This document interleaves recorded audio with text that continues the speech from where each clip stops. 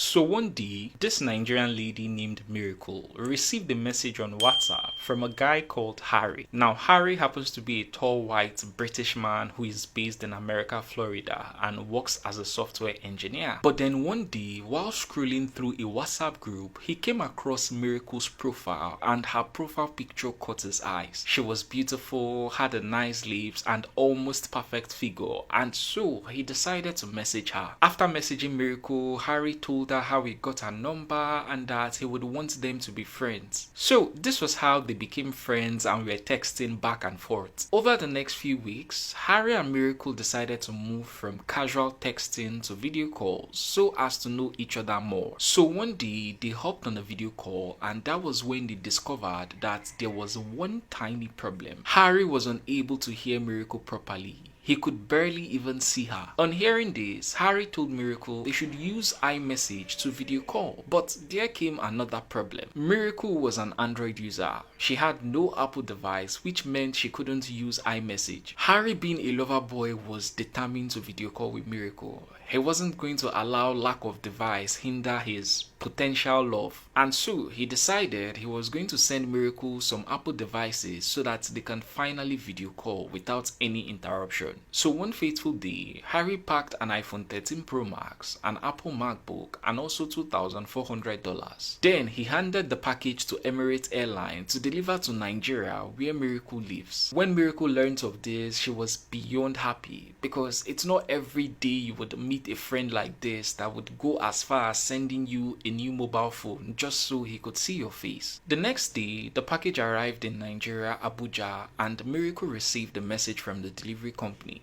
telling her to come pick up the package. But there was a problem. You see, Miracle is a university student who schools and live in Akwa Ibom State, which is a 12-hour 20-minute ride from Abuja, and she couldn't start traveling there to pick up the package. So she narrated everything to the delivery company, and they provided her with two options. One is that they would deliver it via road, but it will cost 25,000 naira and take 8 hours, while the other option was flight delivery, but will cost higher, 46,500 naira, and will take only 1 hour. Miracle, who needed her package as soon as possible, opted for the flight delivery, and so she made payment to the account number of the delivery company. A few minutes later, the company called her again, and this time they told her that Harry, while sending the package, didn't pay for local duty charges and stamp duty, and as a result, customs won't allow the package to leave the airport. Desperate for the package, Miracle made the payment of 71,500 naira for duty charges and 45,500 naira for stamp duty, but things didn't end there. Moments later, the local delivery driver called her again for the third time. This time around, he was yelling at Miracle, telling her why didn't she tell him that there was money in the package and that customs are still refusing to let the package leave because of the money unless she settles them with 250,000 naira. Miracle began pleading, telling them that she had only 100,000 naira. However,